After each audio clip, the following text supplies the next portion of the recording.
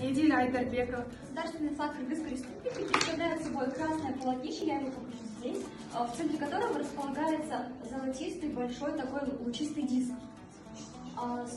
Внутри имеется солнечный диск, а внутри солнечного диска красным изображен наш тюндюк кыргызской юрты. Можно сказать, обозначает символ отчего дома.